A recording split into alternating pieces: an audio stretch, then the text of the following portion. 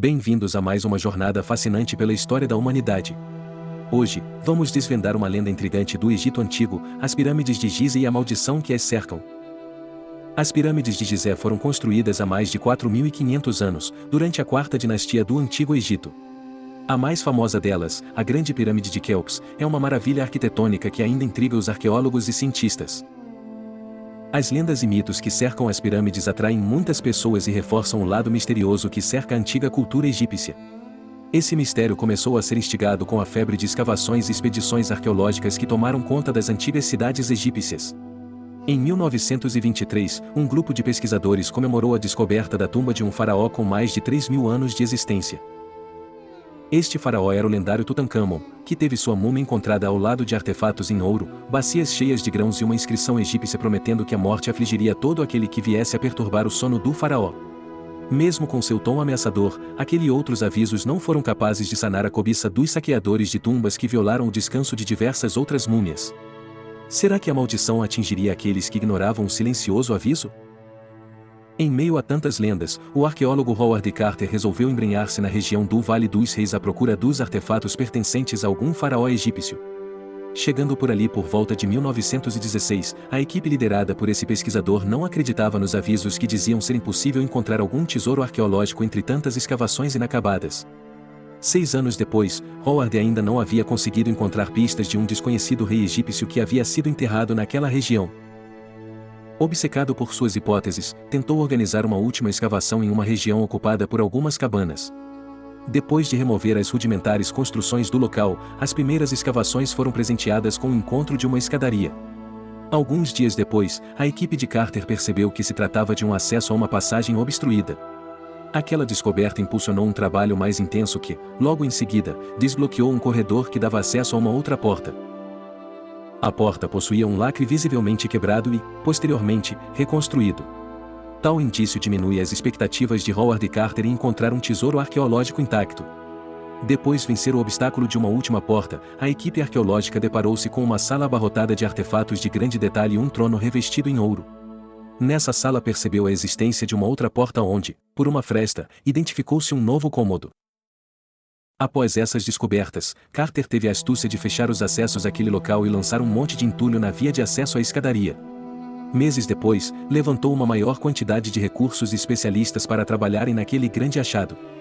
Voltando à primeira sala, retirou e catalogou todos os seus objetos. Dessa vez, abriu o segundo cômodo e lá deu de cara com uma enorme urna funerária que ocupava quase todo o espaço do lugar. Em quase 3 meses de trabalho, removeu outras 3 urnas menores depositadas dentro da urna maior. No interior da última urna descobriu um pesado sarcófago feito em pedra. Após contar com o auxílio de um guindaste para remover o tampo de pedra, Howard Carter retirou um véu de linho que cobria uma bela máscara mortuária feita em ouro, vidro e pedras coloridas, e um ataúde no formato de um corpo. Depois disso, 2 novas camadas de máscaras e ataúdes foram retirados do interior do sarcófago.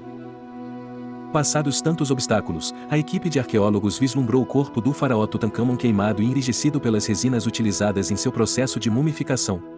A mais valiosa descoberta arqueológica da época foi alcançada depois de anos de dedicação.